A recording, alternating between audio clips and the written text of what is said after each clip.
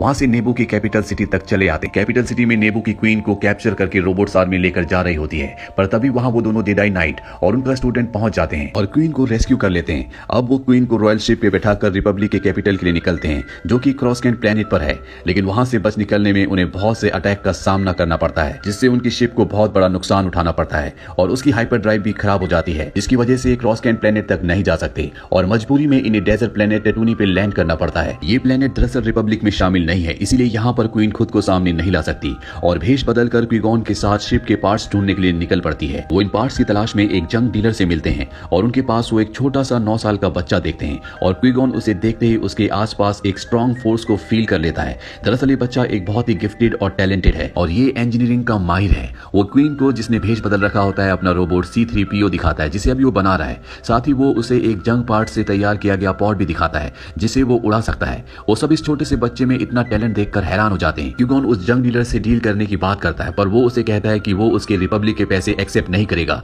क्योंकि उनकी इस प्लेनेट पर कोई भी वैल्यू नहीं है। उसके जवाब में क्विगॉन उस डीलर को एक पॉड रेस का कहता है और उसे कहता है कि अगर वो पॉड रेस वो बच्चा जो उसके पास स्लेव है जीत गया तो वो उसे फ्री कर देगा और उसे शिप के पार्ट्स भी दे देगा। ये ऑफर वो डीलर मान जाता है और फिर वो सब एक बहुत बड़ी पॉड रेस की तैयारी करते हैं, जहां बहुत से पॉड्स हिस्सा लेते हैं और ये रेस वही बच्चा जीत जाता है। उस बच्चे की मां क्विगॉन को कहती है कि वो उसके बच्चे को अपने साथ ले जाए, क्योंकि उसका इस प्लेनेट पर कोई भी फ्यूचर नहीं है। क्विगॉन उसे बताता है कि उसका बच्चा बहुत टैलेंटेड है।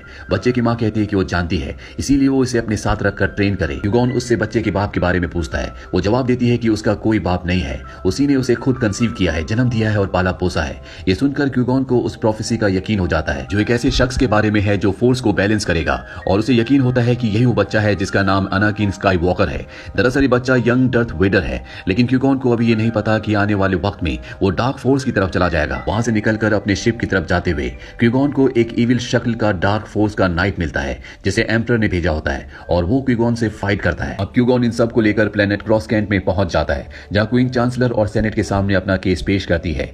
वहीं क्विगॉन जेडाई मास्टर की काउंसिल में पहुंच जाता है और उन्हें उस प्रोफेसी के बारे में बताता है और कहता है कि शायद वो बच्चा उसे मिल गया है। वो सबको उसकी पावर और टैलेंट के बारे में बताता है और उनसे परमिशन लेना चाहता है कि वो उस बच्चे को ट्रेन कर सके। वहां जेडाई मास्टर योद्धा भी होते हैं, इस बात को नहीं मानते और कहते हैं कि वो नहीं जानते कि वो बच्चा बड़ा होकर डार्क फोर्स की तरफ जाएगा या नहीं। दूसरी तरफ क्वीन के प्लेनेट नेबू का सेनेटर उसे कहता है कि वो नो कॉन्फिडेंस के वोट के लिए अपील करे, क्योंकि उनके इस वक्त का लीडर करप्ट है और उनके लिए सही फैसला नहीं करता। क्वीन ऐसा ही करती है, पर उसे बहुत जल्दी एहसास हो जाता है कि सेनेट में बहुत सारे मेंबर्स करप्ट हैं और वो डिसाइड करती है कि वो वापस नेबू जाएगी। वहीं दूसरी तरफ क्विगॉन जेडाई काउंसिल को बताता है कि कैसे उस बच्चे की मां ने उसे बताया कि वो बच्चा किसी बाप के बगैर कंसीव हुआ था। इस बच्चे के जन्म में खुद फोर्स का हाथ है। वो काउंसिल से वादा करता है कि वो बच्चे की ट्रेनिंग अपने अंडर करवाएगा और उसका ध्यान रखेगा। जेडाई काउंसिल मान जाती है और साथ ही उसे क्वीन के साथ जाने को भी कहती है और उसे कहती है कि वो एम्परर के बारे में इन्वेस्टिगेशन करे, जिसने ट्रेड फेडरेशन को करप्ट कर दिया है और नेबू पे भी अटैक किया, क्योंकि अब तक वो ये समझ रहे होते हैं कि एम्परर और उसकी डार्क फोर्स पूरी तरह से खत्म हो चुकी है, उसका अस्तित्व नहीं है। अब क्वीन अपने प्लेनेट नेबू पर उसी अंडर वाटर सिटी के लीडर से मिलती है। उसने भेष बदला होता है, पर फिर भी वो उसके सामने आ जाती है ताकि वो उसका भरोसा जीत सके और उससे रिक्वेस्ट करती है कि वो फेडरेशन की रोबोट आर्मी को हराने के लिए उसका साथ दे। वो उनका साथ देने के लिए तैयार हो जाता है और उन सभी की आर्मी रोबोट से लड़ने के लिए तैयार होती है। क्वीन अपने सभी साथियों के साथ उसी वाइजरी को ढूंढने के लिए निकल पड़ती है जिसने जेडाई नाइट को मारने का ऑर्डर दिया था। वहीं क्विगॉन उस बच्चे को स्टारशिप में जाकर छुपने के लिए कहता है, पर वो गलती से शिप को स्टार्ट कर देता है और ऑटो पायलट पर चला देता है। इस तरह वो शिप को उड़ाकर रिपब्लिक के स्पेस शिप्स के साथ मिल जाता है और उनके साथ मिलकर फाइट करने लगता है। वो बच्चा अपनी शिप को लेकर फेडरेशन की कंट्रोल शिप के अंदर चला जाता है और उस पर शूट करने लगता है और उसके बाहर निकलते पूरी शिप धमाके से उड़ जाती है और सारी रोबोटिक आर्मी अटैक करना बंद कर देती है। वहां क्विगॉन और उसके स्टूडेंट्स उसी इविल इंसान का सामना करते हैं जिसके साथ क्विगॉन ने टेटूनी प्लेनेट पर फाइट की थी। वो क्विगॉन के स्टूडेंट को दूर फेंक देता है और क्विगॉन से अकेला ही एक प्रोटेक्टिव शील्ड में लड़ाई करने लगता है। वो अपने लाइट सेबर से वार करता है, जो कि सीधा क्विगॉन की पीठ में जाकर लगता है।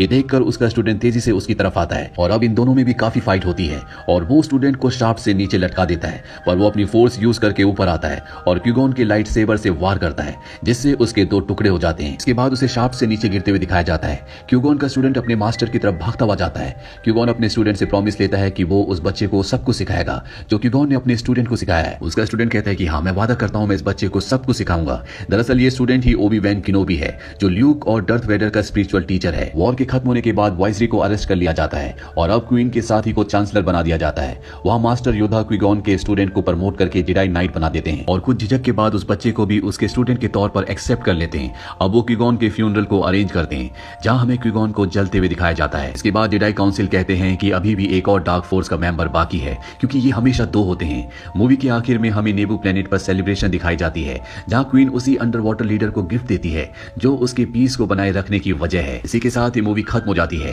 ये मूवी ईयर 1999 में रिलीज हुई थी। IMDb पर इसकी रेटिंग है 6.5। इस मूवी का बजट था $115 मिलियन और बॉक्स ऑफिस